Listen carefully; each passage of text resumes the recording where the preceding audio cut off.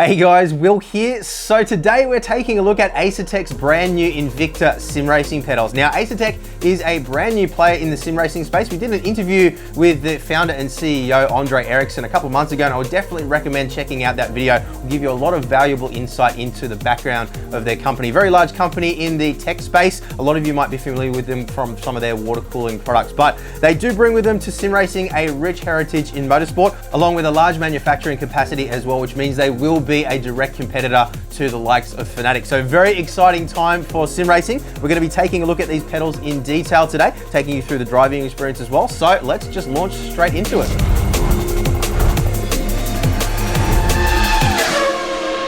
Okay, so we do have a lot of stuff to cover today. We're going to be taking you through pre-order, how that system's going to work, pricing, of course, availability. We're going to take you through the hardware, the software calibration, and of course the driving experience. So we'll put some timestamps down below for you guys so you can jump to the bits that interest you the most. But I would recommend watching through the whole video if you are looking at buying a set of these pedals, simply because that is the best way to get the most overall picture and understand how we'd reach the conclusions that we share with you guys at the end of the video. Now, there are a couple of housekeeping things to cover here as well. Firstly, I want to explain so that you guys are completely clear. These are a prototype set. We have spent a lot of time in meetings with Asetek over the last couple of weeks to understand exactly what we have here, what the limitations are of what we have here, what's likely to change between what we're showing you today and the final production models as well. Now, we will, of course, get our hands on the final production and run you through that experience once we have them as well, so you have a better picture of exactly what you'll be receiving. But we're very confident that what we're sharing with you guys today will be, very close to the final experience, at least when it comes to the driving experience,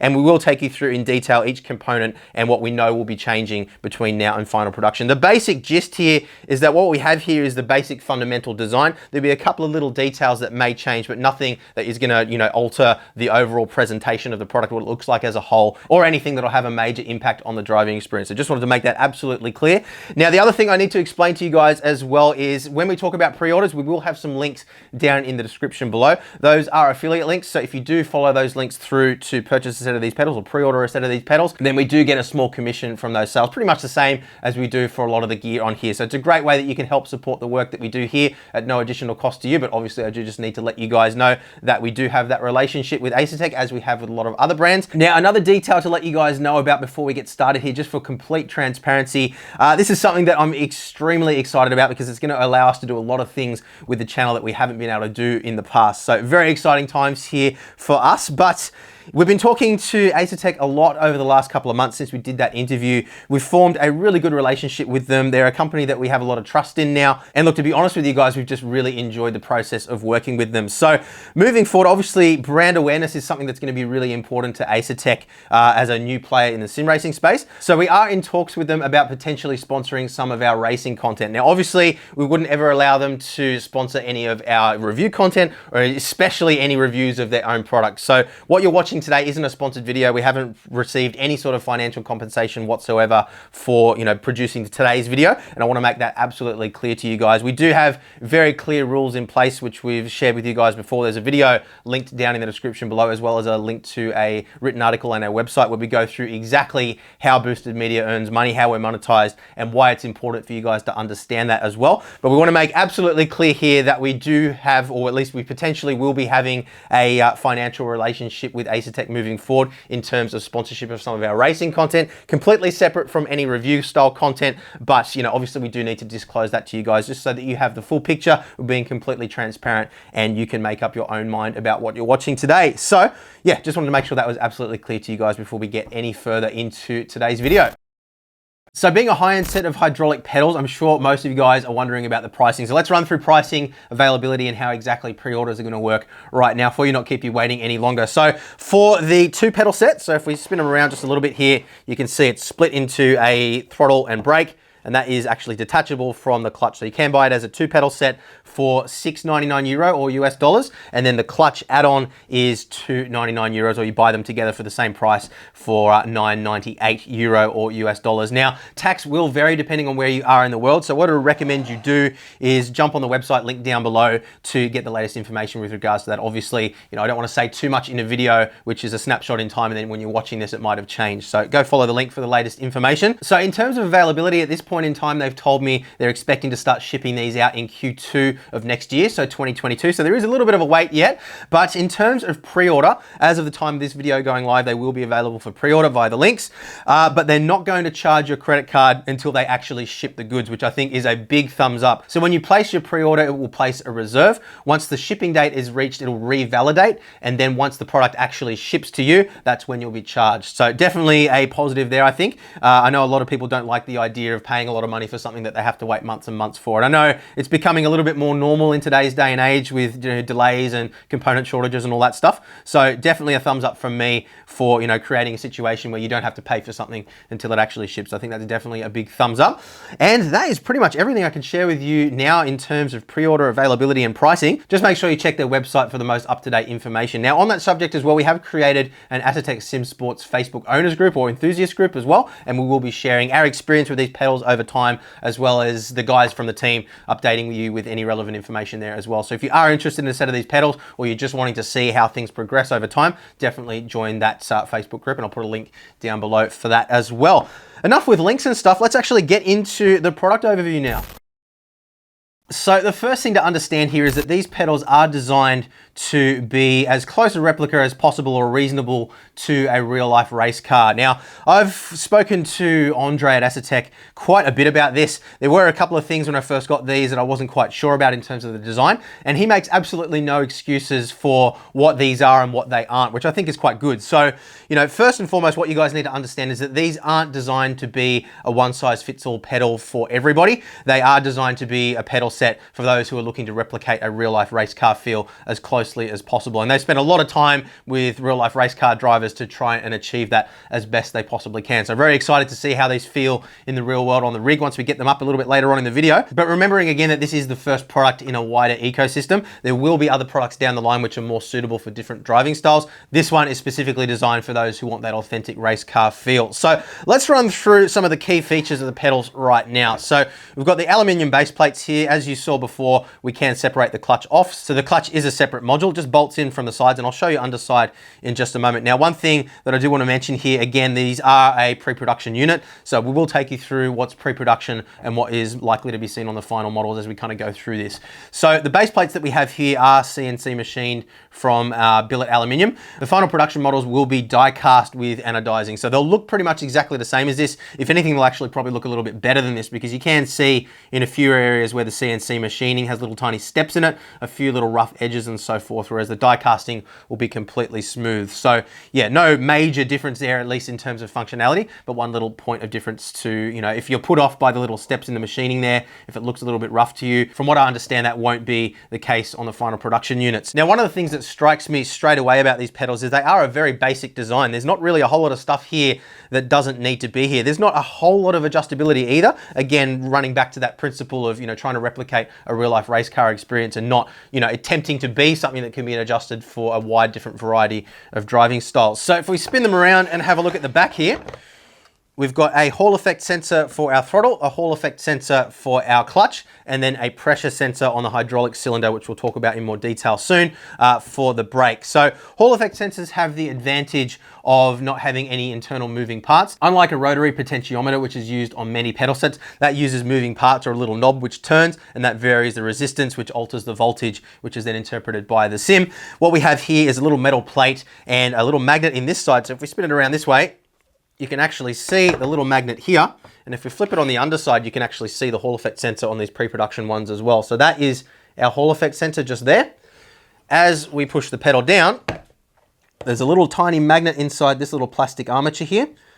That gets closer and further away from our Hall effect sensor. As that happens, the flow of electrons across a little tiny metal plate is altered, and that alteration in the flow of electrons is measured as a variable voltage. That is then amplified by the control module, which we'll look at in just a moment too, and fed into the game as a signal. So that's what we're doing for our throttle and our clutch on these pedals. And then just while we're talking about electronics quickly here, you can see an automotive grade pressure sensor sitting on top of our hydraulic cylinder for the brake. But we'll talk about that in more detail just a moment. If we flip around to the front here, These little white strips here are also addressable RGB strips. Now on these pre-production pedals, they aren't addressable, which means they'll only light up one color at a time, but in the final production, they will be addressable. So we'll definitely revisit that later on, but they don't have to be turned on if RGB is not your thing. But if you do like to express a little bit of extra creativity on your rig, then that is a cool little way to do so. So again, that's all controlled by the one USB connection back to your PC. You don't have to have a separate connection for the addressable RGB strips. And that is pretty much it in terms of electronics. Again, just to recap, Hall effect sensors on the throttle and the clutch, addressable RGB strips along the front, and then a automotive grade pressure sensor for the brake. Now let's just quickly talk about the throttle and clutch in a little bit more detail before we do move on to the brake. Very simple in design here. You can see an adjustment here for the preload on the spring. They do also include a couple of different springs, and again, we'll revisit this in detail when we get into final production.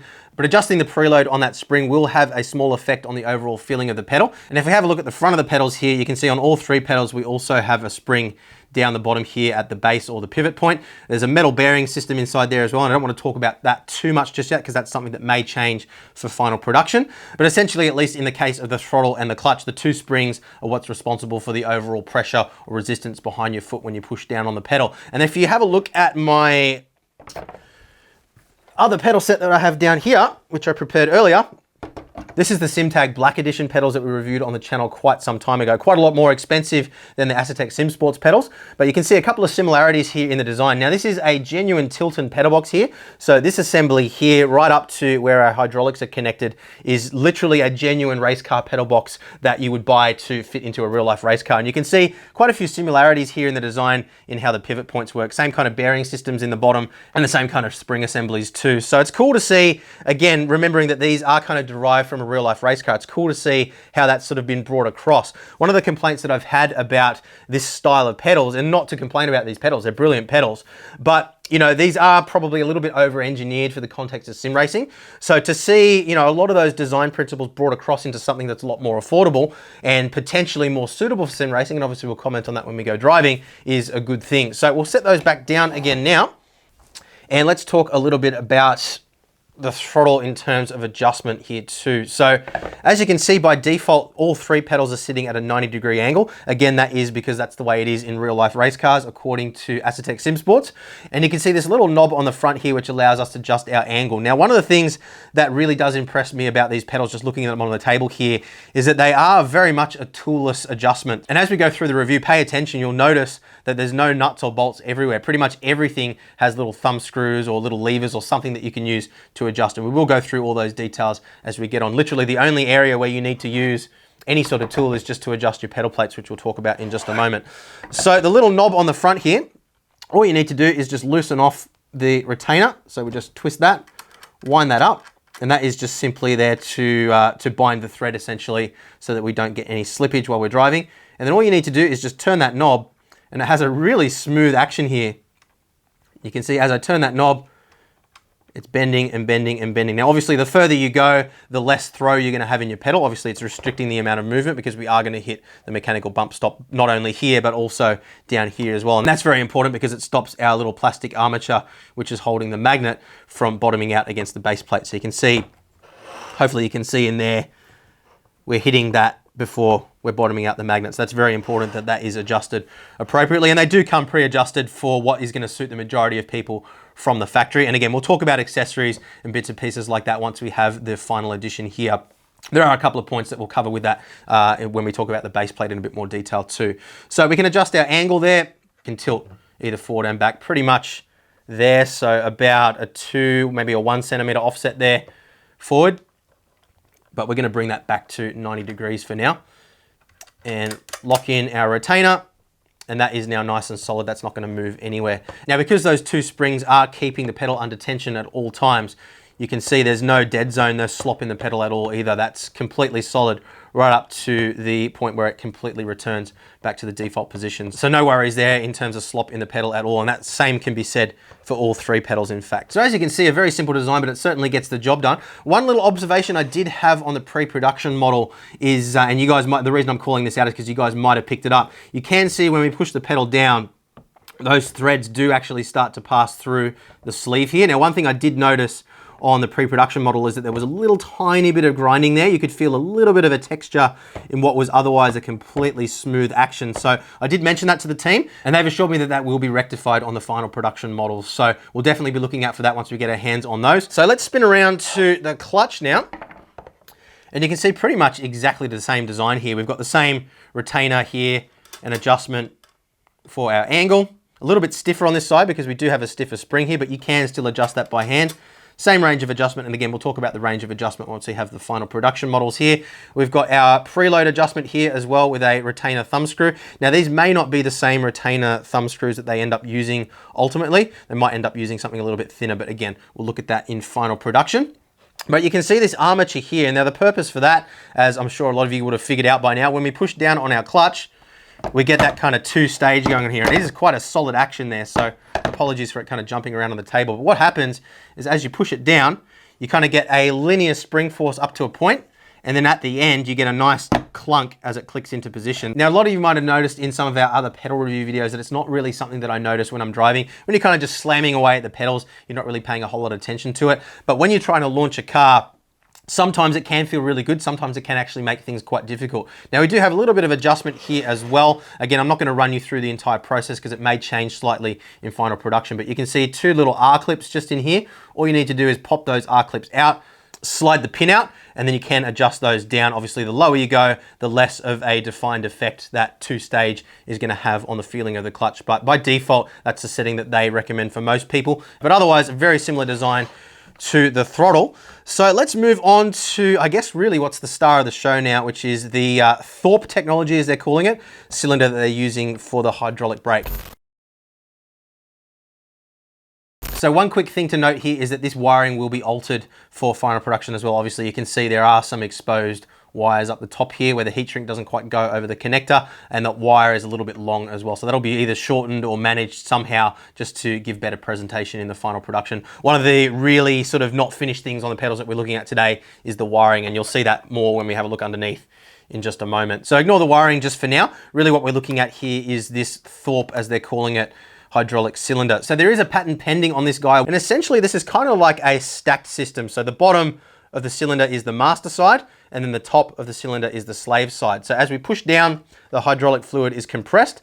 That compressed fluid then causes the slave cylinder to retract. So again, you can't really see it too well on here, but as I push down the pedal, you'll see the back end of the cylinder here is pulling in. So there's a secondary push rod on here, and that is essentially pulling through the cylinder and in, and there's an elastomer insert inside here, which looks like, depending on which setting you go for, so a pretty familiar sight for anybody who's watched any of our more high-end pedal reviews here on the channel. That squishes down as you push on the pedal, and that is what provides the mechanical resistance as you push down the pedal. Of course, remembering there is that spring in the pivot point as well, which does add a little bit of feeling there too.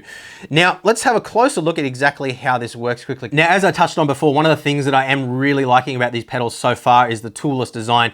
Very, very easy to make most of the adjustments which are available here. Now, the adjustment for the elastomer here is no exception. One thing that you do just need to be aware of course, is because of the angle that this is sitting at, if you do have these pedals mounted to a plate which extends beyond the back here, you are going to need to remove them from the rig to do the adjustment that we're going to be looking at here now. And you can see right now, as a perfect example, sitting on the table, I can't actually remove that assembly there unless I prop it up. So I'm going to do exactly that right now.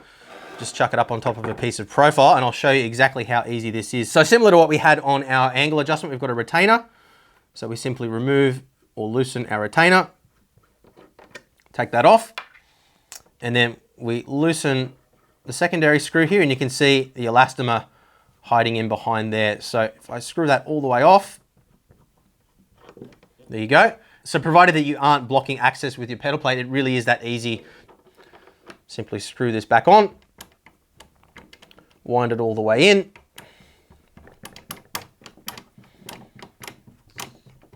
and nice and snug up against the elastomer. Now, if you do like to have a little bit of initial uptake in the pedal, you can adjust that in here too. Because we do have that secondary spring here, what you can do is you can back this off away from the elastomer just a little bit, chuck your retention screw in there as well just to bind the thread so it won't move.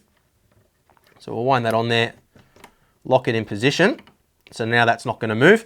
And you can see, even though I do have the spring force provided by the spring here, that allows us to simulate that little bit of uptake that you may have in some brake pedals in some cars. So remembering, of course, when you push down the brake pedal in a real car, the brake pads may have a small gap before they start to interface with the rotor, and that allows you to simulate that effect. Now, most race cars, the pads are literally just skimming up against the surface, so they're not creating any significant amount of friction there or slowing you down. But, you know, race car drivers often do like to have a very stiff feel with no vagueness in it whatsoever, which is what this is replicating. But if you do want to have that little bit of initial uptake there, you can adjust that in. So if we were to loosen that off a little bit more, so hold on to the first one, twist the second one, back it off there. So there's that little bit of slack in the elastomer now, and you can see when I push that down, you do feel that little bit of, not slop, because again, we have that secondary spring, but that little bit of uptake there before it bites into position. If you don't like that, all you need to do is just wind that in so it's engaging with the elastomer, wind in your retention screw, and now that little bit of uptake is pretty much gone away. So that's how that works. Now, another important thing to cover here as well is the design of this bell housing, I guess you could call it, which sits off the back of the cylinder here. So with elastomer inserts like what we have here, they do have a maximum amount of deflection which is allowed. In the case of the ones which are provided here, the spec sheet that they've given me here says that up to 10 millimeters of compression is allowable. And what happens once you go past that is they start to deform and they can start to wear out or not perform optimally. Now, what happens is as they start to wear out, obviously that is going to affect the pedal feel. It's going to start to feel looser and looser and softer over time until the point where they ultimately just break down. And we have seen that occur on quite a few pedal sets that we've tested here over time. The original Husingville Ultimate pedals that I had, they were a number of years old when I bought them, but we did have a couple of elastomer failures in those. We've had elastomer failures in the BJ load cell pedals as well that we've tested, as well as the hydraulic pedals. They do use a similar system as well. And the reason for that is quite simply that there's no way of limiting the amount of travel on this. So the harder you push, the more it's compressing, and you know, ultimately it's just going to blow out. Now, we did see a quite clever system used on the Mecha Cup 1 pedals that we reviewed a little while back, using some little metal cups to limit the amount of travel. And this is a similar kind of design to that. So you can imagine as the elastomer is compressing inside the housing here, it's going to reach a point where it hits the outside of the bell housing. And once that happens, it's not going to be able to blow out any further. So effectively what's happening is it's limiting the amount of travel which is available without blowing out those elastomers. So that is something that I'm really happy to see, and I'm sure something that will lead to good longevity. Now, another important thing to cover here as well is the type of fluid that's being used inside the hydraulic cylinder. So they are using a paraffin oil here. Now, the reason I call that out is a lot of hydraulic pedals do use real life brake fluid, which in some cases can be even carcinogenic, but at the very best, it'll stain your carpet, sometimes dissolve paint off things. It's just not something that you want to have laying around your house. It's very toxic. Obviously, it could cause a really bad time if it were to get on your skin or, you know, swallowed or some reason like that. It's not something you want to have around pets or, you know, kids or anything like that. Now, the reason why that kind of fluid is used in real life race cars is obviously because of heat cycling. Under real life conditions, brakes obviously get really, really hot. They have to be able to withstand and maintain their viscosity throughout a wide range of different temperatures, from freezing all the way up to, you know, multiple hundreds, sometimes even thousands of degrees. But on a sim racing set, you obviously don't need that functionality. So something like a mineral oil or paraffin oil is absolutely fine to use. In the case of what they're using here, it's odorless, it's clear as well, so it's not going to stain anything should it leak, and I'm really hoping that we don't see any leaks with this. Yeah, it's definitely the better option to be using, and something that I hope a lot of other companies end up doing. Some of them already have started to adopt similar strategies in their pedals, but we have seen a couple of pedal sets through here that did use the really nasty stuff as well. So definitely a good move by them. Now, just on the subject of leaks as well quickly, and you might have already seen some footage of this that they've shared online. They do extensive testing over time. So they have a couple of rigs that they've actually set up in their workshop, which continuously pushes down on each of the pedals. And they do tell me that they've tested these pedals well over 1 million cycles. So longevity should not be a problem with these. Obviously, we can't comment on it until we've put some hours on it ourselves. And again, remembering that this is a pre-production model. But to use Andre's words, what he told me was that he doesn't ever want to see a set of pedals returned to him. Once he sells them, never wants to see them again. So longevity and you know, reliability is obviously something that's really important in real life racing, and also equally as important in the world of sim racing. So high expectations there. Definitely hoping that I won't be disappointed with longevity. Now, let's talk a little bit more about adjustment here, just while we are on the subject of the brake. As I was talking about before, one of the things I do love about these is the ease of adjustment here. So we do have that same screw on the front here, which allows us to adjust the angle of the brake. When we do make that adjustment though, it is going to be putting a little bit of preload on the hydraulic cylinder. So you do need to make a little additional adjustment here. So again, we're going to need to prop the pedals up so that we can tilt the cylinder. So all you need to do is just pop the clip up, pull the pin out, and that allows you to lift up the cylinder like so. Just going to prop that forward a little bit more so it's not banging into anything. Then we can adjust the angle of tilt to our preference. And you can see as we do that, the entire assembly is moving back, and you can actually see the little, what looks like copper insert here as well to reduce the amount of wear that we have on the moving parts, which is good to see. So again, we shouldn't require any maintenance on any of these things. Maybe a little bit of PTFE grease or something like that occasionally just to stop any squeaks that might develop. But you know, so far just playing around with them on the table, haven't had any problems like that. Obviously, we'll let you know if we do. Again, remembering that these are pre-production, so that's something that we can feed back to them if we do have any issues. So we adjust the angle to our preference. And now what's happening is you can see when we push that back down, it's no longer lining up, and we don't want to maintain any preload on that hydraulic cylinder. So all we need to do is just, again, release our little retention screw here, wind in our fork until it lines up again. A little bit more. There we go, that's perfect. And then we grab this little guy again, slot it through, click it down, lock in our retaining nut, and we're good to go. So I mean, it's literally a 15-second adjustment. I'm gonna put that back to the default setting again quickly now just to prove the point. So again, we'll wind that back to 90 degrees, lining up with the other pedals, perfect. Wind this guy out. Get it to line up perfectly. One turn back in. There we go, pin goes back in. Slots through, clicks down, lock in the thumb screw, and that is that little bit of grease on there, so I will need to wash my hands afterwards.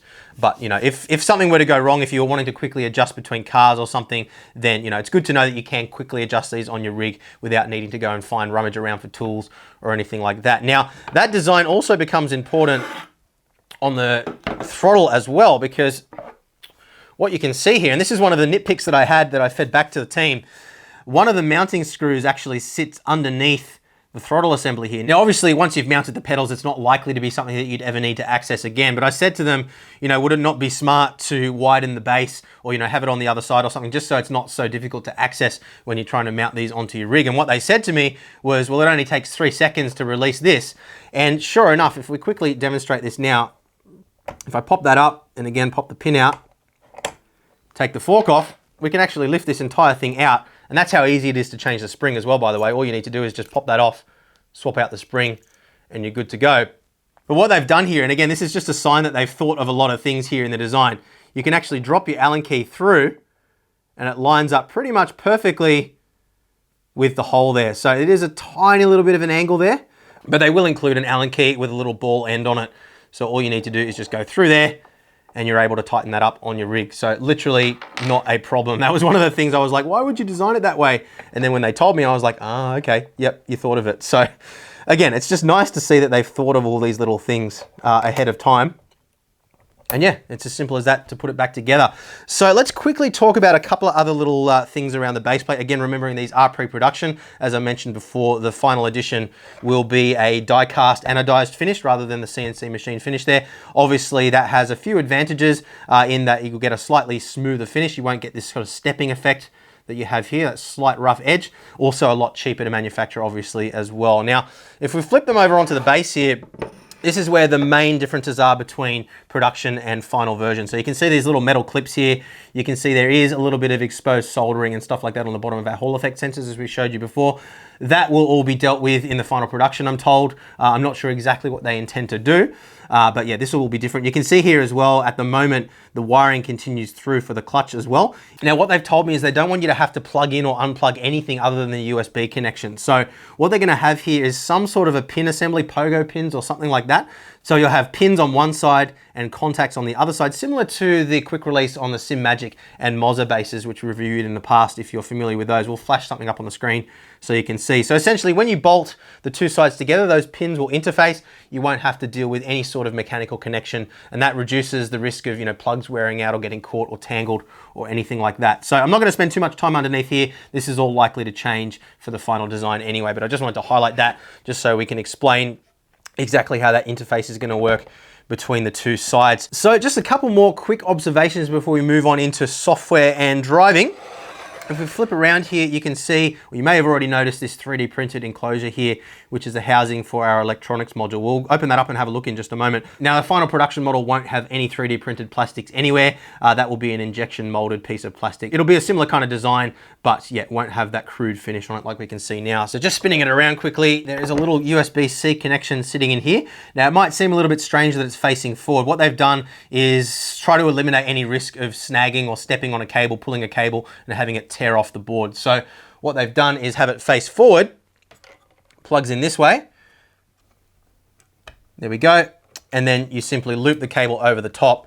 Now, again, this is just a crude 3D printed example here. The final version will have some sort of a proper retention clip or, some sort of a cable management system here. But essentially what the idea is here is that it provides a strain relief so that even if you do trip over the cable or snag it, somehow it's going to pull on this part and not tear the connection off the board. Obviously, if you really kick it hard, there's nothing that they can do about that. But, it just at least to some point eliminates the risk of causing any damage. And I definitely think that's a good idea to have it that way rather than facing out the back where if you step on it, it's game over. So we've got a second set of prototype pedals up here on the table now. I just want to illustrate a couple more things before we move on. Now, one of the things you may have picked up on is that there's no adjustment in terms of offset between the pedals other than our angle adjustment, which obviously isn't exactly the same. And you also can't adjust the pedals left to right from the base plate either. So that is one or two limitations based on the fundamental design of this base plate. So just be aware of that. What we can do, however, is offset our pedal pads. And that's what I wanted to illustrate now. So you can see on the default pedal pads here, which are designed to use with boots, we've got some holes here which are 15 millimeters apart. You can obviously move up and down here as well, but you can imagine if we move our throttle pedal 15 millimeters offset to the right and our brake 15 millimeters offset to the left, that's going to give us a 30 millimeter total offset between the two. We also, if we have a look over on this side, have some secondary holes here as well, which is 7 millimeters apart. So essentially what that means is you can offset the pedals a total of 44 millimeters from what we have here in the default location, which I think should be enough for most people. I have size 11 US feet, so I'll definitely let you know whether I have any problems with my feet becoming tangled. Now, as I mentioned just before, these pedal pads are designed for use with boots. You can see they do have quite a solid texture here. You're not gonna have any problems with your boots slipping around.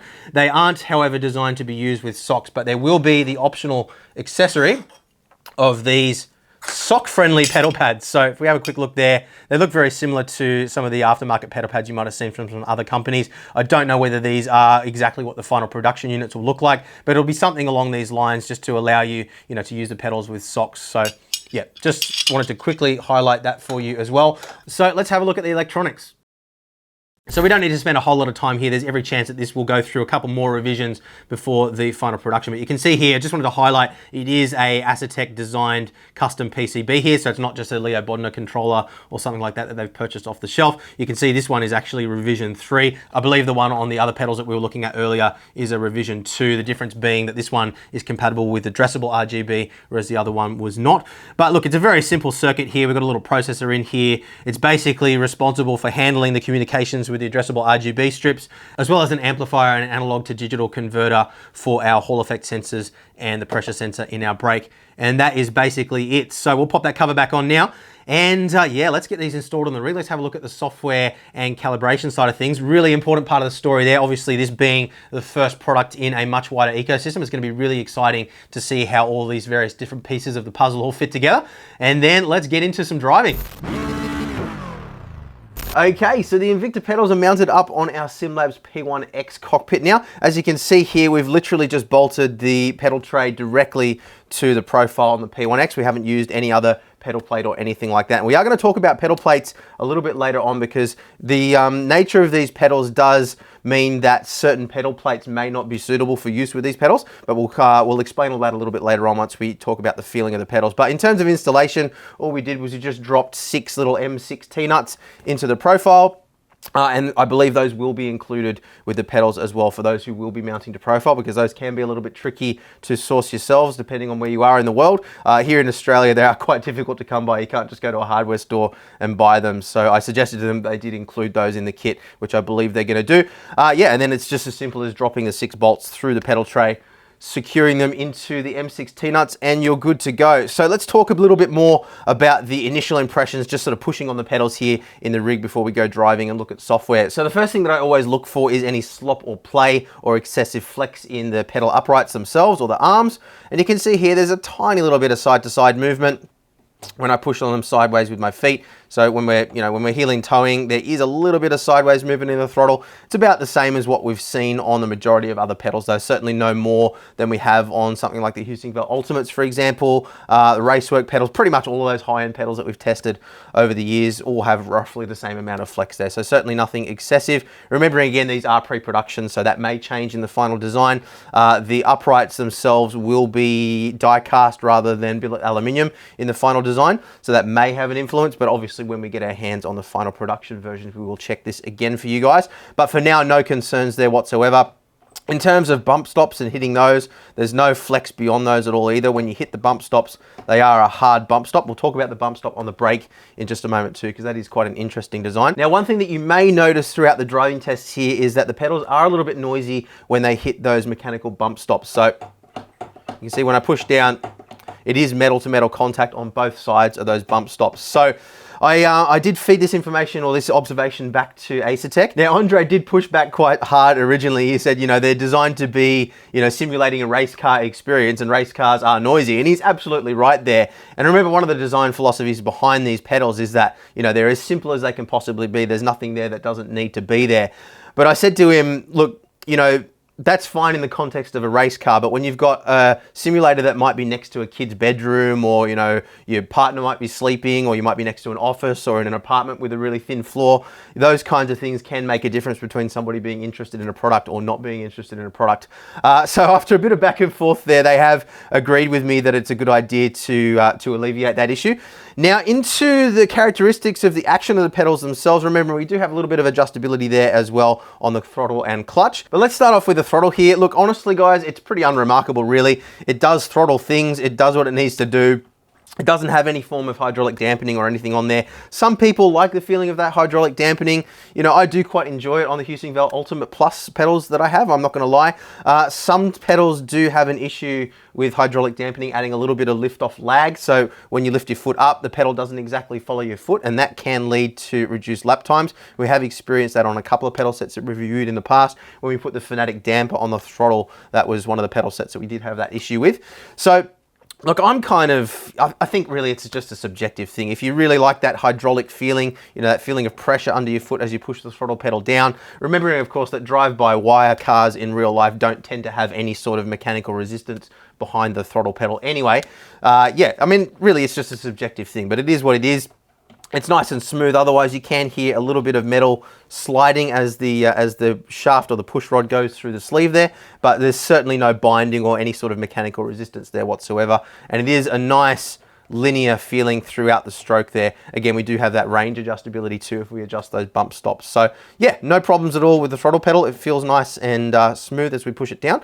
One thing I do notice when I push the throttle, and it's just down to my driving style really, is as you can see here, when I push the throttle pedal down, I do tend to allow it to sort of slide under my foot rather than pushing in with my leg. So I'm moving my ankle rather than my thigh to push the pedal down. That's just my driving style. It may be correct, it may be incorrect. I'm sure some of you professional race drivers watching the video will probably correct me on this. But one thing I do notice is that I do feel the texture of those little cutouts or those little silver bits on the pedal faces as I push the pedal down. So if you do prefer really slippy pedal pads, then you may want to have a look at that optional accessory of the replacement pads that we showed you before. And remember, those are pre-production as well, so we're not sure exactly what the final version will look like just yet, and we will show that to you later on.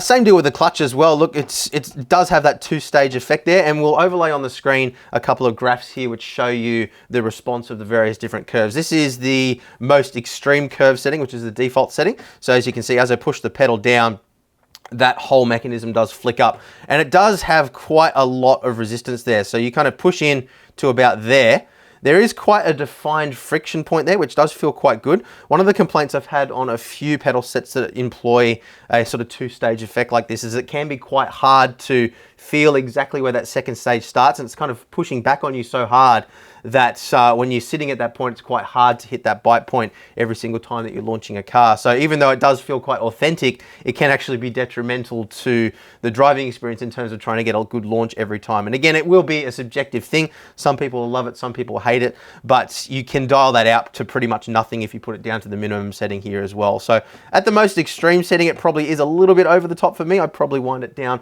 just a little bit, but it is good that you have that level of adjustability there. And again, the pedal does feel completely smooth. Pretty much feels exactly the same as the throttle does, other than the two-stage effect there. So again, beyond that, I think it just comes down to subjectivity. If you prefer to have that hydraulic feeling behind the clutch pedal, then maybe this isn't the clutch for you. Otherwise, you know, this feels pretty good and does what it does it well. I find for me when I'm driving and if I'm just sort of stabbing away at the clutch, you know, I'm not really paying attention to those little nuances anyway. So it's less important for me. And for me personally, I'd rather save a little bit of money and not be paying for hydraulics on the clutch pedal. But again, I don't drive that often with a clutch anyway. So if you are doing a lot of clutch driving, then that may be something that you might want to consider. So onto the hydraulic brake now, and this is definitely quite unique compared to anything that I've tested before, at least. So there's a couple of things that you'll notice straight away here. One of the things that I notice immediately is that it does have that authentic sort of hydraulic feeling to it. So unlike a lot of the load cell pedals that we have tested, which, you know, although they can have quite a defined threshold point and,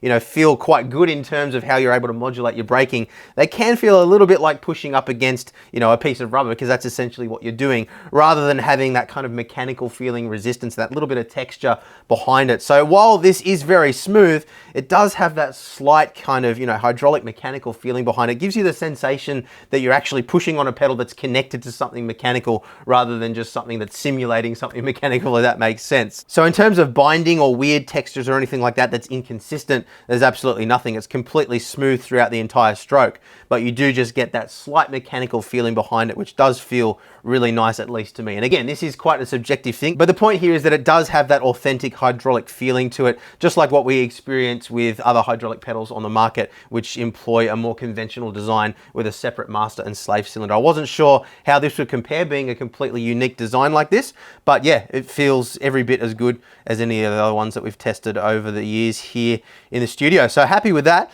Now you've probably already picked up on just how short the throw is with these pedals, just how hard that pedal is. Now, interestingly, if you have a look at the back of the bell housing there where we looked at where the elastomer sits before, that little orange part there where the screw is, that actually forms a mechanical bump stop. So you can see as I push the pedal down to the maximum amount that I can push that pedal down before I hit that mechanical bump stop is about there. So there isn't a huge range of travel on there at all. It is a very, very short throw. And that mechanical bump stop is in place not only to protect the elastomer from overexerting, but also to stop you from maxing out the stroke on the hydraulic cylinders as well. Obviously, if we do that, then we risk mechanical damage to some of the parts inside the hydraulic cylinders, such as the valves and so forth. So great that they do have that mechanical bump stop there, which is going to limit any potential damage from pushing on the pedals too hard, at least in theory. Obviously, we'll let you know how that goes in practice over time. But yeah, it is a very, very short throw, and Asetek make absolutely no apologies for that. They've been very clear right from the start, and even if you watch their own marketing material, they say this brake is very hard. It's designed to simulate the feeling that you get in a real life race car. If that's not what you're after, then these aren't the pedal for you. So that's coming from them specifically. So, you know, this is what I expected, but I think I didn't really realize just how hard the pedal was going to be. And I do actually have the softest elastomer in there at the moment as well. So we'll get up and driving in just a moment. We'll talk about the overall experience, but I think, you know, if you are coming from a pedal that has a long stroke, so say maybe Fanatec V3s without the performance kit, or Thrustmasters, Logitech, something like that, then it's definitely going to be quite a steep learning curve initially. Even for me, coming from my Husingvarel Ultimate Plus pedals, which I've been running on the rig for quite some time now, I do have them set quite a bit softer than what I have here. Even though you can set them harder than what I do, that's kind of the point where I felt I was most comfortable. Now, we have tested other hydraulic pedals before where we were able to achieve this level of stiffness, so it's certainly not unique in the marketplace. I think what's unique about this this is the fact that you don't have that range of adjustment in terms of throw and stiffness that you have with a lot of other pedals on the market. So, you know, if this is the kind of feeling that you want, then I think the pedals are going to be great. If it's not the kind of feeling that you want, then I think it's probably best to look elsewhere. But we'll talk about that more when we go for a drive in just a minute. But look, in terms of initial impressions, they feel really good. They feel really authentic as well. I have had the luxury of driving a few race cars in my time, never at great speed or with any great skill, but I do know what a pedal set feels like in a real life race car. And, you know, this does feel very genuinely authentic. So time now to take a look at the Asetek Racehub software. Now this is going to be a really important piece of the puzzle moving forward, because this isn't only the software that you use to calibrate the pedals, this will be the software that's used to interface with all of Asetek's hardware moving forward as they expand the ecosystem. So wheels, wheelbases, all kinds of things moving forward. And you can actually see here on the screen, these grayed out areas down on the left-hand side here are the other bits of hardware which they're planning on adding to the ecosystem later on. They conveniently grayed those out so that we don't disclose too much in the video. And you can see they've actually added the Boosted Media logo down there as well, which is quite nice of them. So what I want to get across here is that this is early pre-production software. And while it is indicative of the overall look and feel and the basic functionality that we expect to have, there will be a couple of features that are missing in what we're showing you today. I'll do my best to explain what those are where I'm aware of them. But, you know, obviously things will be improved and, you know, expanded upon over time. So this is a very early preview. And obviously when we get our hands on final production, we'll take you through all this again in greater detail. So a couple of things to explain here. As I mentioned before, we have all the various different bits of hardware down the left-hand side here. At the moment, we obviously only have pedals available. And then very basic, very straightforward, very clean. We've got a link to the Asetek web store as well as a button that says settings. That is grayed out at the moment, so it doesn't do anything, so I can't show you.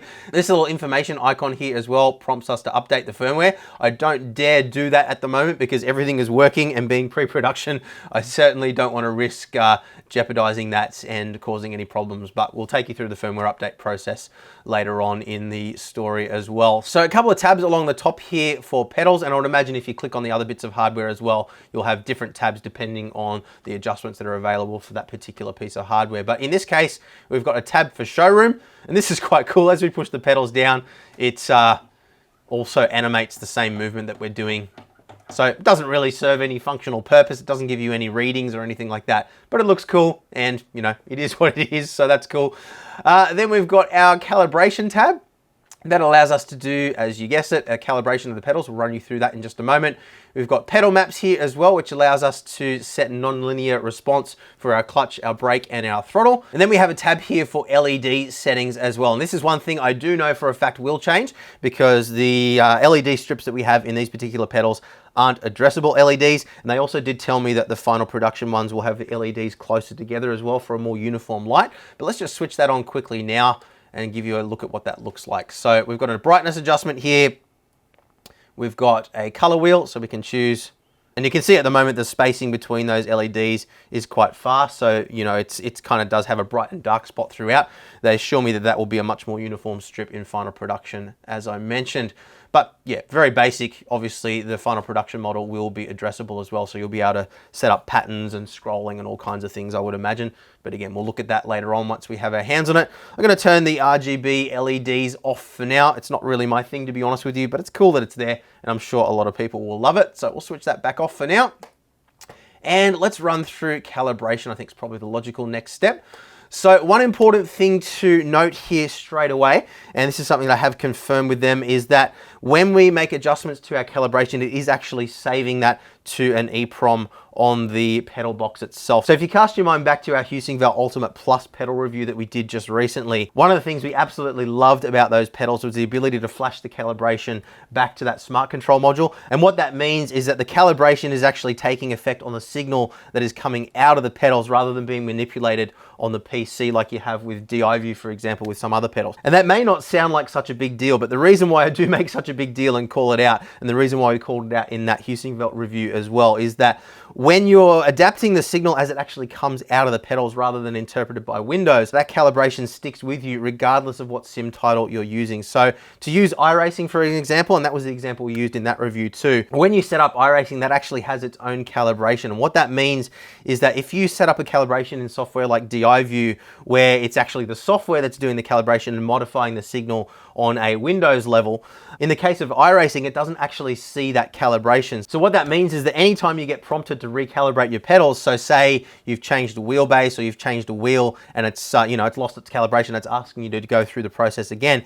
If you don't calibrate the pedals exactly the same way as they were previously, there goes your muscle memory. So not quite such a big deal with the throttle and the clutch, because those are more clearly defined maximum and minimum threshold. Obviously, you've got a mechanical bump stop at either end, which determines the maximum and the minimum for those pedals. So it's easy to calibrate around that. But with the brake pedal, at least the way I calibrate my brake pedal is I like to have a clearly defined threshold point, which is kind of a subjective and arbitrary point in the throw. So for me, for example, with these pedals, when I push on the brake pedal, about there is where I can feel that kind of transition, that threshold point, and that's where I'd want my maximum braking to be in most cars, particularly cars that don't have ABS. And then I can modulate around that by varying the amount of pressure that I put on my foot if I need to brake a little bit harder or back off if I'm starting to lock up.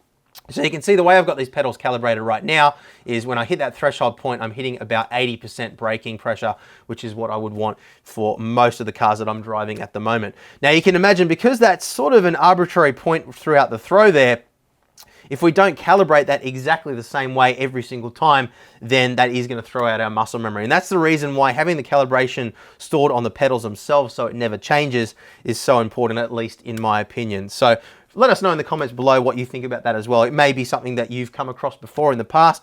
If you've got a pedal set that needs to be calibrated with something like DiView, and then you have to go back into iRacing for some reason, you have to recalibrate. Has it actually impacted your driving, or did you find that it wasn't really a big deal for you? Let us know in the comments. But that is the way it works on these pedals, at least, and that is something that I'm very happy to see. Now, one thing you will notice is that all of these adjustments that we make here to our maximum and minimum dead zones, as well as our calibration, are all stored in real time. That may end up changing in final production. I know they're a little bit concerned about having that many write cycles to the EEPROM, because obviously every time we change something, it's writing that value back to the EEPROM. So we may end up seeing something more similar to what we have with Smart Control, where you make the adjustment and then you hit save, and that's the point where it saves it to the pedals. Not sure at this point, but obviously, again, we'll let you guys know as the software evolves. But otherwise, a very simple process here, very similar to what you've seen in the past in our other pedal reviews. We've got a maximum and a minimum dead zone here, which we can drag up and down. So if we set that back to 2%, what that means is that if we do happen to have a little bit of sketchiness right at the very end of the pedal throw, for example, you might see, and it's not actually doing it on these pedals, but on some pedals you might see a little bit of signal bounce right towards the very end of the mechanical travel. So setting a little bit of maximum dead zone here allows us to dial that out. So we're hitting 100% throttle just before we actually hit 100% mechanically on the pedals. And obviously you can adjust that. So if you're wanting to hit 100% a little bit earlier, you can do that as well. So a subjective thing, but I would always recommend having a little bit of dead zone there, just to make sure you're not ever in a scenario where you think you're pushing the pedal down to 100%, but it's not actually quite hitting 100% in the sim. Same deal as well for our minimum dead zone. If you have a habit of resting your foot on the pedal, you can dial that out. So you can see there, I've got my foot on the pedal just a little bit, but we're not actually getting a reading in terms of the value that's being passed through the sim, which is our percentage here, until I push past that threshold. So I'm going to dial that back down to 2%. That allows me just enough pressure to rest my foot on it without it doing anything. And then as soon as I intentionally push on the pedal, we start to get a reading there. Exactly the same deal with the clutch as well. You can see we've got a maximum and a minimum dead zone. Because that has quite a lot more spring force behind it, it's not quite so important. We probably could get away with setting that to 0, but we may as well leave it set to 2. And then for our brake, same deal again. I can rest my foot on the brake, remembering I do have that little bit of uptake dialed into the pedal with the way I have it adjusted here. So you can see as I push the pedal down, that uptake is the first 5% there. And then as I actually start to intentionally push on the pedal, that is where we start to get a reading all the way through. And as I push all the way down, pretty much almost to the bump stop there, we're getting to 100%. So the way we actually calibrate that is we click on Calibrate, And there's a little note here that explains that the brake pressure will never be 0 bar due to the internal pressure of the cylinder. So it's good that they're explaining that so you know that there isn't a problem. And you can see here now, this is actually changed to a pressure reading, which is quite cool. So we know exactly how much pressure we're actually putting on the system. So again, I'm going to push that to the maximum amount of pressure that I would ever want to have under maximum braking here at 100%, which is going to be about there for me, just before the bump stop. And you can see that gave me a reading of 77 bar. I'm going to hit complete. And it's good that they actually give you that value, because it means if you do lose the calibration for any reason, you can actually write that number down. And then you know that if you want to match exactly what you had before, all you need to do is push to 77 bar again, hit complete, and you're good to go. In terms of the throttle and clutch, it's pretty self-explanatory. You hit calibrate, push to the maximum, release to the minimum, hit complete, and then just adjust your upper and lower dead zones accordingly. Now, one thing that is missing from here that you might have picked up on is the ability to save profiles. They tell me that will be coming in the final versions of the software, so that is definitely something that we'll take a look at later. They also tell me that there will be a thing called Racehub Cloud or something along those lines that actually gives you a login and actually stores these profiles on the cloud as well. Now, it's going to be less important for things like pedals, where obviously mechanical calibration plays a larger role. But what it means is that if you're jumping on somebody else's rig that has Asetek hardware, then you're actually able to load your profile onto their rig and everything is going to feel exactly the same as it does on your rig at home. So things like your force feedback settings, for example, is an obvious usage case there. Obviously with pedals, because you do have mechanical adjustment there, if the person whose rig you're on has their pedals adjusted differently from the way you have yours, then obviously that's going to be less valuable to you to, import those settings. But it's cool that they do that. And yeah, I'm looking forward to seeing how exactly that works. Particularly, again, remembering that this same software will be responsible for all the profiles for all the Asetek hardware moving forward. So the ability to load profiles like that, I think, will be quite a good thing. And again, we'll see how that runs in practice later on. And then lastly, let's just take a quick look at the pedal map tab here as well. So you can see I have this disabled at the moment. Now, depending on the types of cars that you're driving will determine how useful this is to you. It's generally not something that I make use of, I'll be honest with you, but it's good that they do have it here. Some people may disagree with me. Some people may find this absolutely amazing. So let's run you through exactly how this works here. So you can see at the moment we have a linear response curve for all three pedals. So essentially what that means is that 20% input equals 20% output, 40% equals 40%, and so forth throughout the curve. And then exactly the same with our throttle and our clutch. So say, for example, you have a car like the 911 Cup car, for example, that is quite sensitive to locking up at around that sort of 80% brake pressure. What you may want to do is set a non-linear brake curve. And what that means is that instead of it being 1-to-1, what's happening is it's jumping up to 60 or 80% pretty quickly there. But then once we get to 80%, it flattens out. So that means that we have a lot less range of movement in our actual braking pressure inside the sim compared to the modulation that we're doing on the pedal. So you can imagine if the difference between locking up is something small, like maybe 5% input, then that gives us a lot more leeway in how much modulation we can do physically with our pedal relative to how sensitive it is inside the game. Now, again, it's not something that I generally do use for braking. I prefer to, I guess, set my muscle memory authentically. But if it is something that you're struggling with in game, particularly on cars that don't have ABS, then I can definitely see this being something that's useful for you. For me, I can't really think of too many scenarios where a exponential curve would be particularly useful for brakes. I can imagine maybe if you were an alien and you just had your muscle memory so dialed in that, the tiniest little bit of pressure variance was the difference between locking up or not, and you really were that attuned to it that you could get it down to that single percent level, then maybe. But for me, I think a bell curve is probably going to be more useful if you are going to go non-linear, simply because it allows you to account for a little bit more variance in your input. But for me, I'm going to leave my brake on linear for now. So it gives us these three, I guess you could call presets by default. And then what we can do is we can click on the nodes and make any fine adjustments here as we see fit. So say, for example, the Porsche 911 Cup car, you want to really have that braking dialed in at around the 80% mark, because that's where you tend to lock up. You might squish it down like this, for example. So now you can see my entire modulation range there, pretty much between where I feel the threshold and the bump stop, is all right around that 80% mark. So that would reduce the risk of locking up in that particular car. So it's kind of a little bit like cheating, I suppose. And, not something that I personally make a whole lot of use of, at least for the brake. But, it's there, and it's definitely something that I can see some people will find very useful. So let's set that back to linear now. Let's talk about throttle. So obviously, same principle applies here. You can adjust the nodes, or you can set the presets. Now, just to give you a couple of real world examples of where this might be useful for the throttle, say for example, you're driving a really high powered rear wheel drive car with no traction control, and you're finding that on corner exit, you're just spinning out, or you're losing traction and you're losing exit speed as a result from the wheels spinning up. So what you might want to do under that scenario, for example, is set an exponential curve. And you can imagine now, what that's going to do is as we push the pedal down, it's going to delay that throttle input just a little bit. It's going to give us a little bit more of a gradual input right up until the point where we're really getting on it on the corner exit, and then it launches up to 100% very quickly. So, high powered cars like that could definitely be useful. On the flip side, if we were driving a really low powered car where we wanted to get onto the power really quickly out of corner exit, and we didn't want to have any delay in reaching that maximum throw. And again, this is, we're talking thousandths of a second around the lap here, most likely. But you can imagine if you set a bell curve, then as you get the throttle down, it's getting up to that 80% mark much more quickly, and then going through to 100% from there. And you could even set that more steeply if you wish to do so. So say for example, you really wanted to get on the power fast, you could set it up like that. And you can see now it takes a lot less physical movement in the pedal to reach those high percentage throttle input values. But again, I'm going to set that linear for now. And look, it's pretty much the same thing with the clutch as well. You can imagine if you've got a really sensitive bite point on the particular car that you're driving, you might want to set a bell curve so that pretty much exactly like what we explained with the brake. Say your threshold point is at 60%, so that's where the clutch engages. Then it just gives you a little bit more leeway around that area. And for me, with this particular setup that we've got here, about there is where the rollover point is. So I would probably actually set this something like that.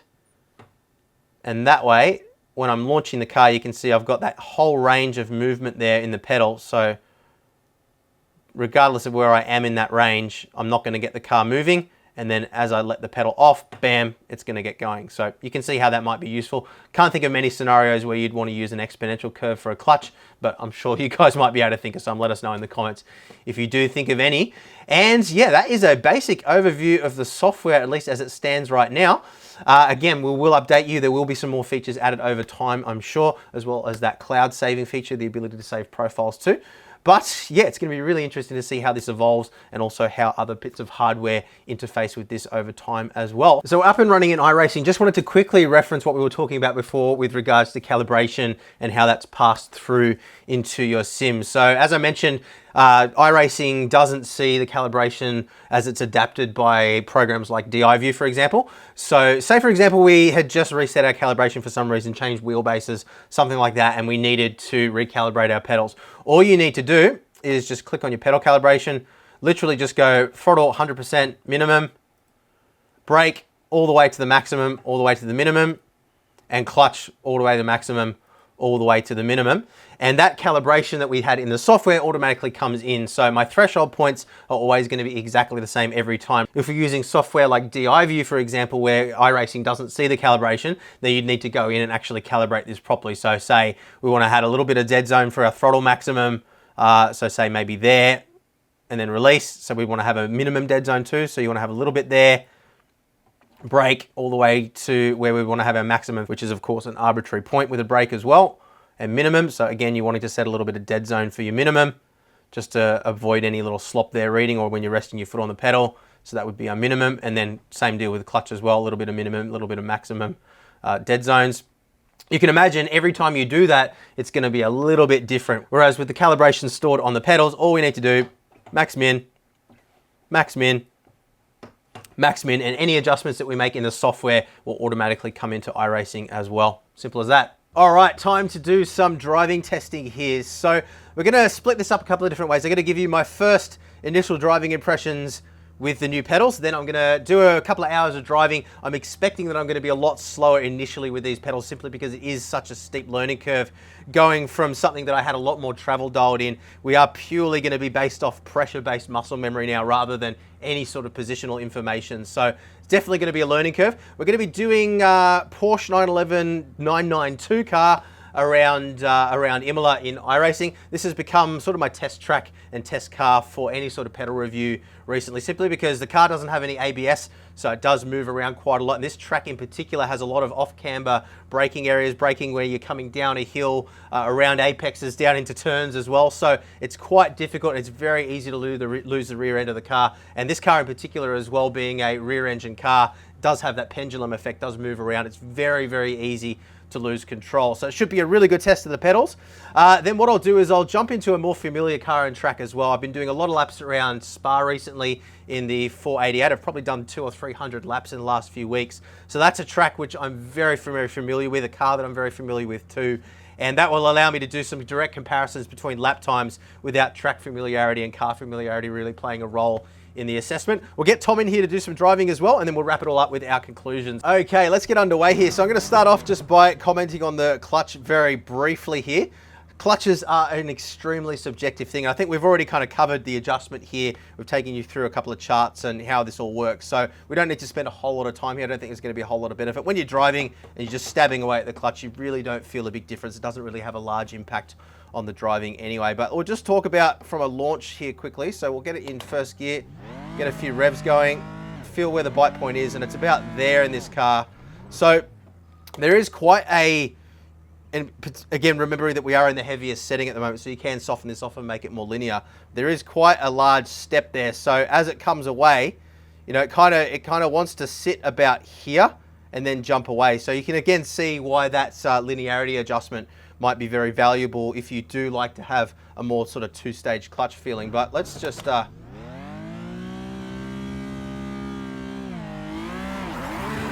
a little bit of wheel spin there, but I mean, you get the idea there. So let's head out. Put the speed limiter on so we don't get a speeding ticket. Now I'm expecting that I'm probably going to be locking up everywhere initially, just because the feeling in this brake pedal being so stiff compared to what I'm used to and how I normally have my brakes adjusted is probably going to have a large impact. Now that's one thing I'm just noticing straight away that's really interesting, that's worth commenting on, is remember we talked about that uptake in the pedal and how we simulate the you know, the pad interfacing with the rotor. You can probably hear that when I'm taking up that uptake in the pedal. You can actually hear the pad squealing up against the rotor there. So that's actually really cool. So, you know, just those little tiny things that if you can dial in, I mean, at the end of the day, we are talking about a simulation. So the more accurate you can make it, the more accurate it is. And I mean, little details like that do make a difference. So the point where we're just starting to rub the pad up against the brake is, well, up against the rotor, is exactly what's being simulated in the game. So that's a good sign. Let's get these tires warmed up. Talk quickly about the throttle as well while we're warming up the tires before we really get into the brakes. So, I mean, look, to be honest with you, a throttle's a throttle pretty much in my experience. I mean, we have tested throttles that have hydraulic dampeners on them, like the Husingfeld Ultimate Pluses. They do feel particularly smooth, maybe a little bit smoother than this does. But again, much like the clutch, it's a very subjective thing. I don't think that it makes enough of a difference to really be an overall determining factor when you're buying a set of pedals. What's really important is that there's no flex, there's no wobble, you know, everything is consistent and you're able to modulate your inputs cleanly, which obviously we need to pick up our pace a little bit before we can comment on that too much. But partial throttle inputs feel natural. There's no binding or anything like that. It does feel very smooth. I mean, obviously the final production models, as we showed, will have different springs available too.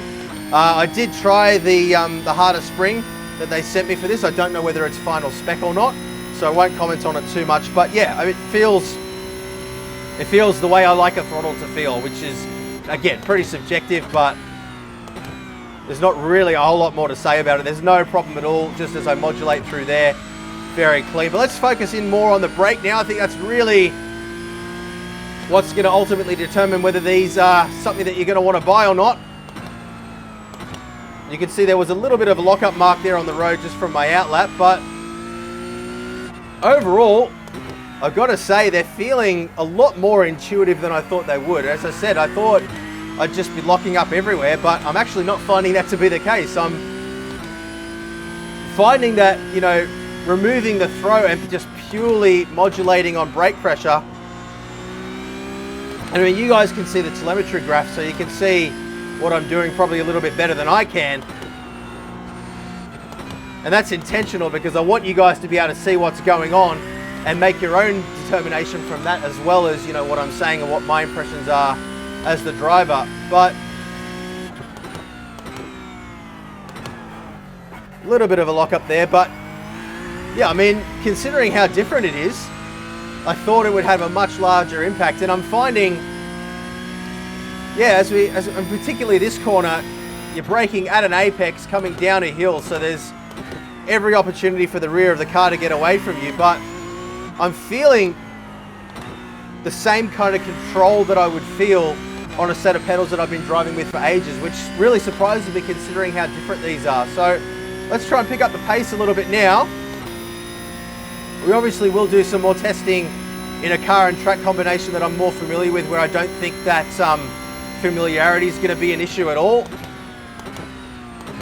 Admittedly, I don't spend a whole lot of time in this car and on this track outside of just these initial tests that we do, just because it is such a good track for testing. So it'll definitely be interesting to see what impact it has on my lap times where I'm more familiar. But I'm able to run the car out. I'm able to control my speed through the mid corner and modulate my braking. I mean, again, ideally you want to be braking as smoothly as possible and not making too many changes as you turn in, because that's where the car can get unsettled. But when I do feel that I need to, I'm able to do it very smoothly and without any issues whatsoever. So let's complete this lap. And again, that section there in particular is quite difficult because you kind of take a stab at the brake and then back off a little bit of throttle, and then you're back on the brakes again for the right-hander. Braking at the 80 here. Turned in. No lockups. And I'm finding I'm able to modulate my throttle really well as well. Now I've picked up the pace. I'm not getting lurches in the rear end. I'm able to control my throttle inputs very smoothly.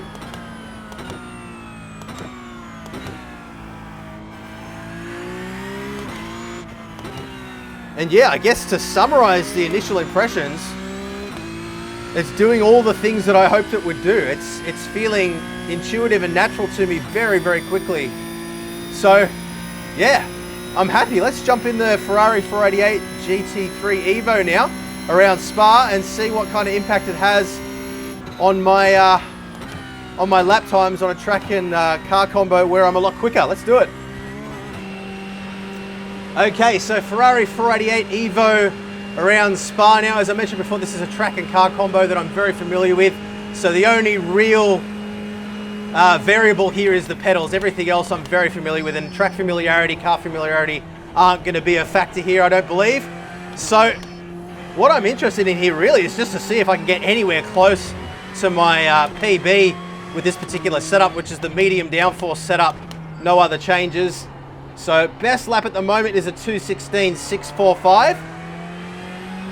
And we've got the counter up the top of the screen there as well, so we can see what my delta is throughout the lap.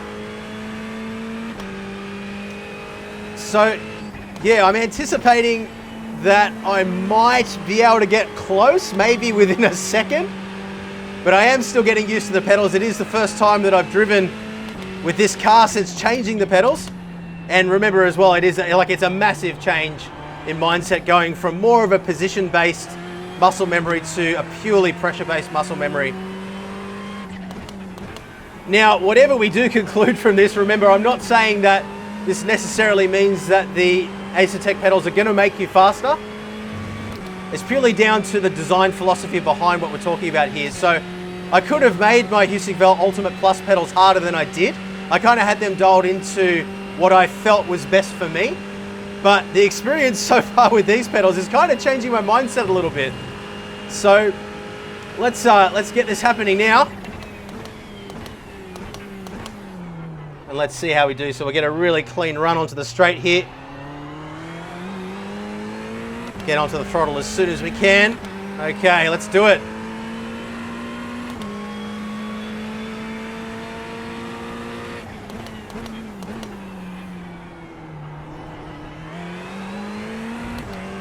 Not bad. We're already 0.2 up. Look at that. It was like perfect turn one. Wind our brake bias back up.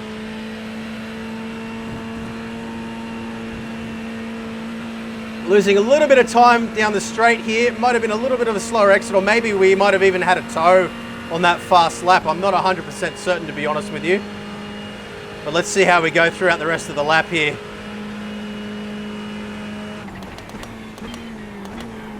Get her into the apex. A little bit of loss of traction on the rear there.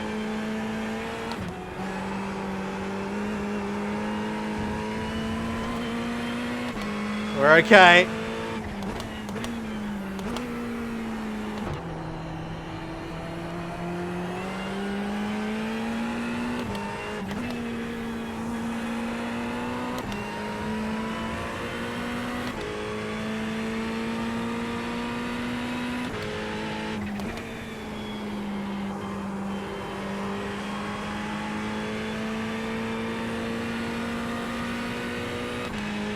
Just going to concentrate.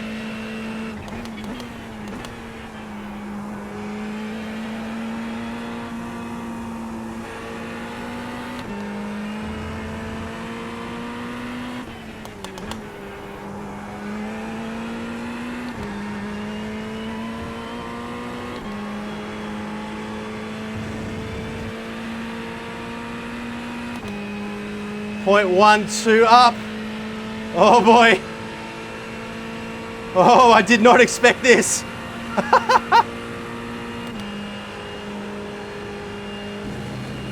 Gotta nail this now.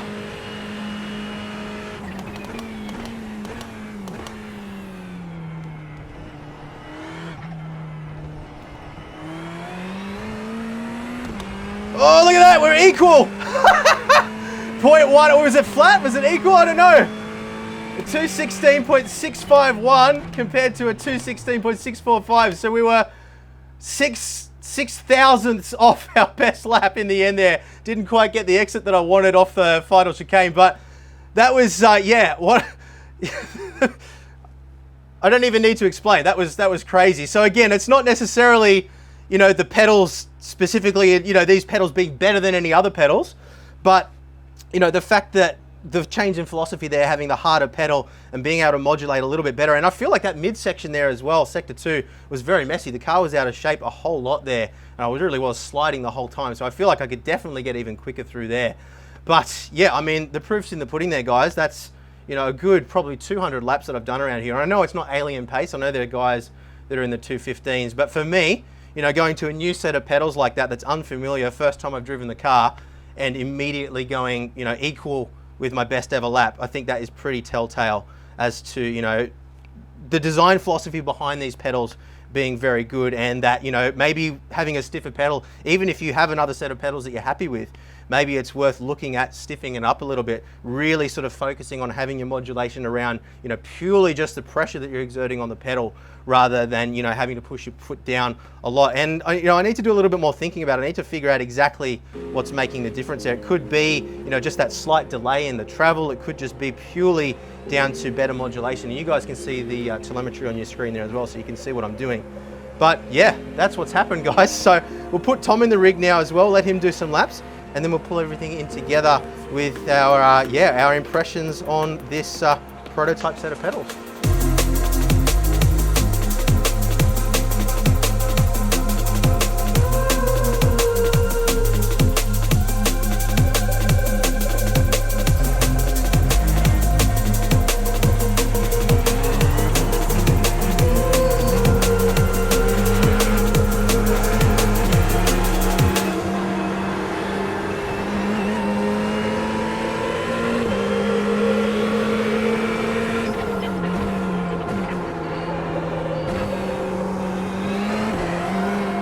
All right, so I don't want to call this conclusions, I don't think, because it is still a prototype product and there is still development to be done, a few things to be fixed up and tidied up for the final edition. So let's talk about impressions, I guess, overall of the prototype. And yeah, Yeah. So what did you think? You had a bit of a drive as well. So yeah, look, I had a great time on them. It was Yep. a lot of fun. It was definitely a different experience to what we've had on a lot of other sets of pedals. So you're using the HPP pedals on your rig at the moment. Yep, I've just recently switched over to them. So they're a bit more similar to this in that they're a shorter throw and stiffer to what I have had over most of my sim racing journey. But these are another level when it comes to that. But look, I'm so interested in this philosophy. And I think that's probably really what's been a little bit eye-opening. Well, actually, not a little bit eye-opening, very eye-opening for me is, you know, I've always kind of, because I started on Logitech pedals, and I used Logitech pedals for 10 years before moving up to the Fanatec V3s. I upgraded to the performance kit in those V3s quite quickly.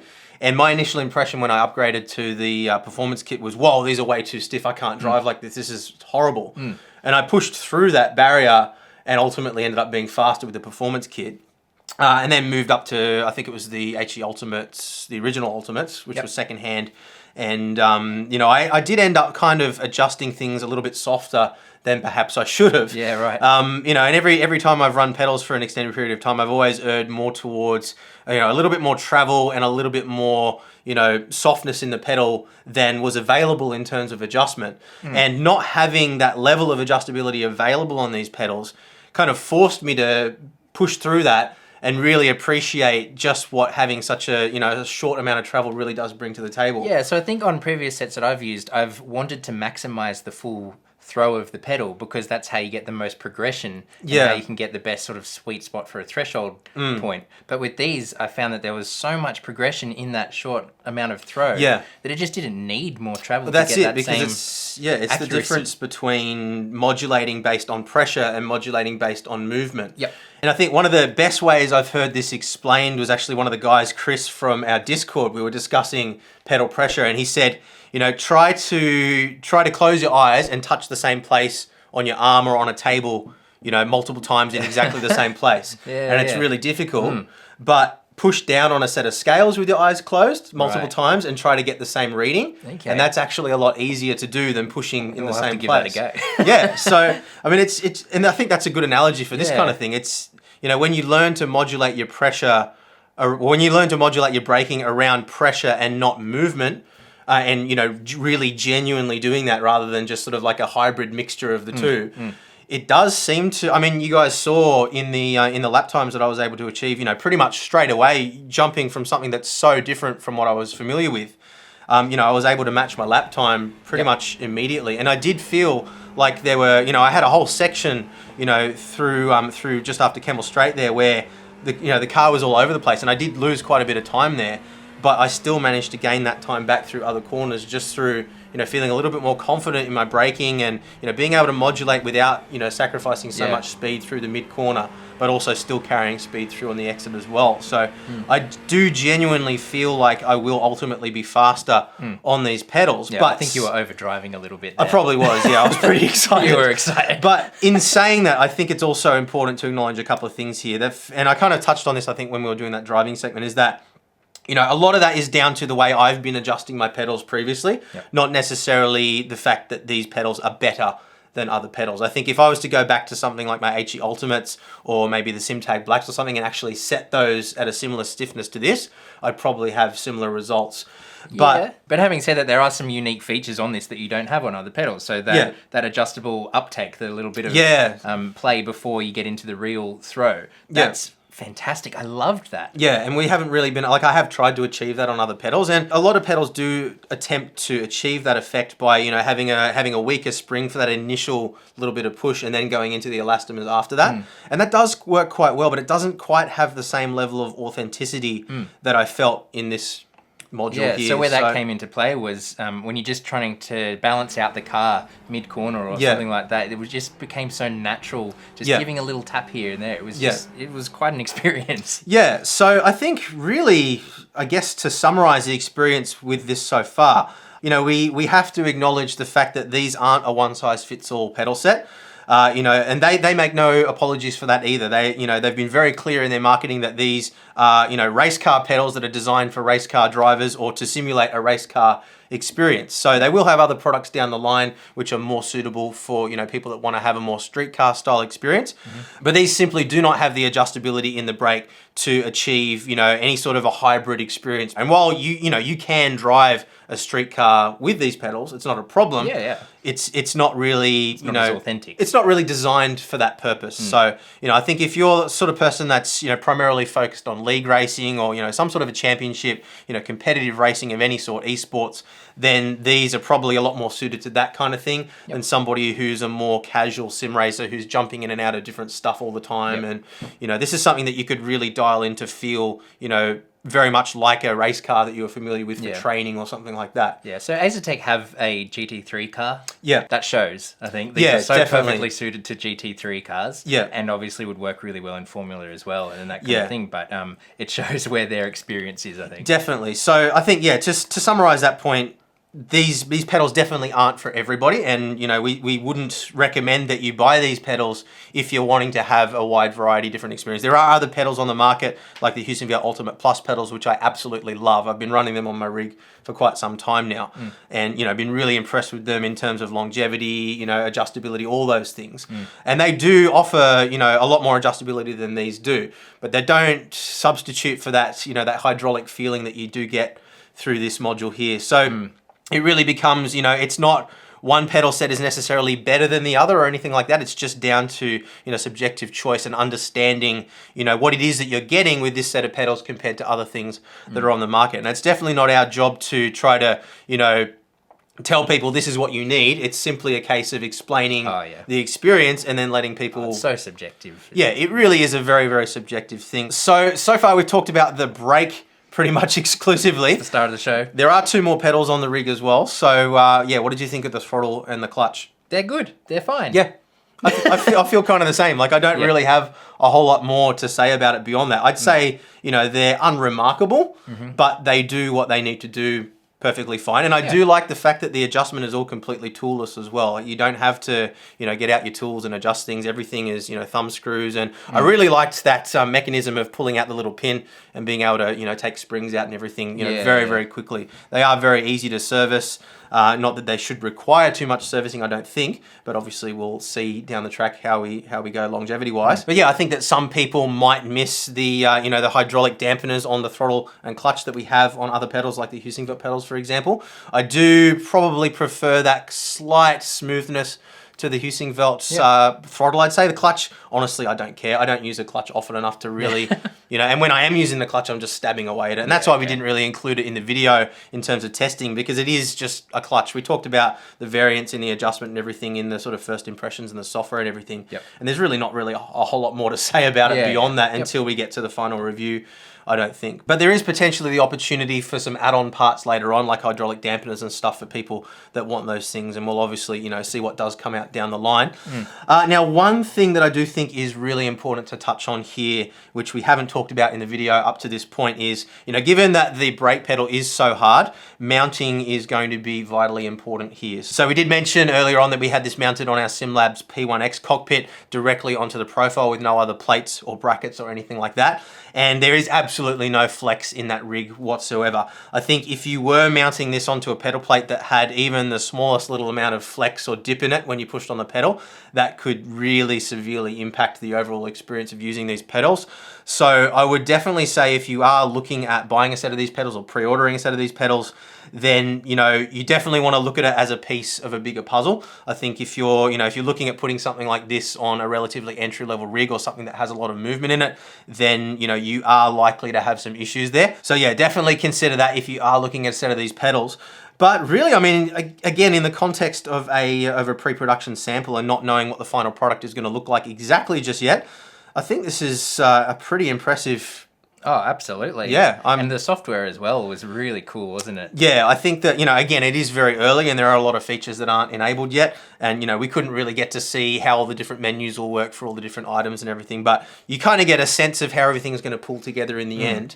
And yeah, it all seemed to be pretty straightforward. I think, you know, particularly the call out feature there for me at least was the fact that it's flashing those settings back to the EEPROM on the board on the pedal. So you're not having to go in and calibrate within individual sim software if they don't see the calibration within Windows or DI view or something like that. Yeah, and even just down to the smoothness of the animation in the software, Yeah, things like that. It just looks quality and it seems like it's well written. Exactly. It doesn't seem like it's an afterthought. It seems like it's, you know, everything that we've looked at so far just kind of has that quality feel, that quality experience about it. It lets you know that, you know, these guys are a company that mean business and they're not just sort of, you know, dipping their toes in the water, so to speak. So I think that's probably the best way that I can kind of summarize that experience. I think it is also important to highlight once again the testing that they've shown us that they put these through as well. They do have those rigs in their workshop where they're continuously cycling them, and, you know, they're testing them to 1 million cycles is what they've told us. So if it doesn't last 1 million cycles,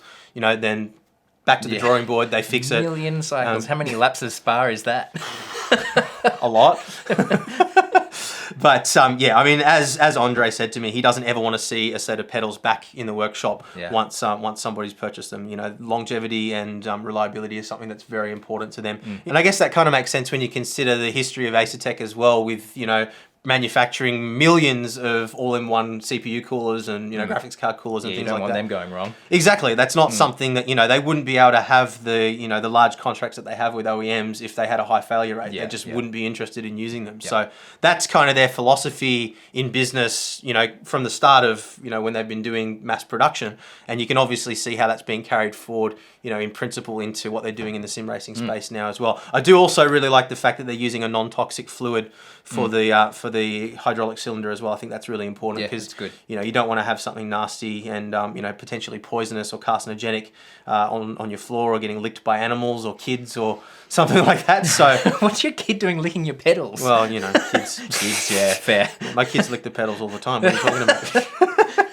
So I guess in summary, how would you summarize overall? Well, I guess, you know, they've set out a very clear objective of what they're trying to do with these pedals, and they've done a really good job of achieving that. Yeah, I'd agree. I mean, it isn't a one size you know, it isn't a one size fits all product, and they never said it was. Yep. But I think, you know, for what they set our expectation as, and you guys' expectation as well, because they've had quite a few videos on their YouTube channel as well, where Andre's actually been talking about how hard the pedal is. You know, so, you know, he hasn't tried to pretend that it's anything other than what it is.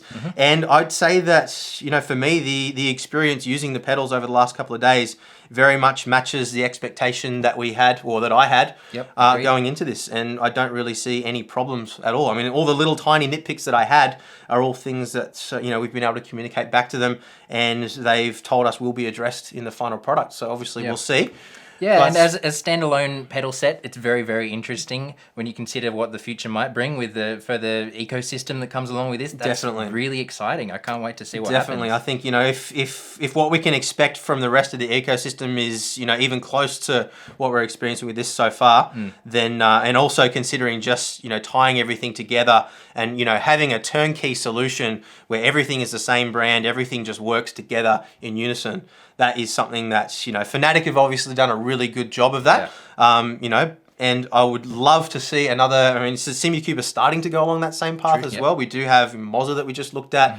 You know, SimMagic is starting to expand their range as well. So it is starting to happen. And I'd say another company as large as Asetek, with the manufacturing capacity that they have, entering the sim racing scene is a very, very exciting thing. Absolutely. Yeah. So leave a comment down below. Let us know what you guys think as well. Do you look for a authentic race car feel in your pedals, or are you after more adjustability?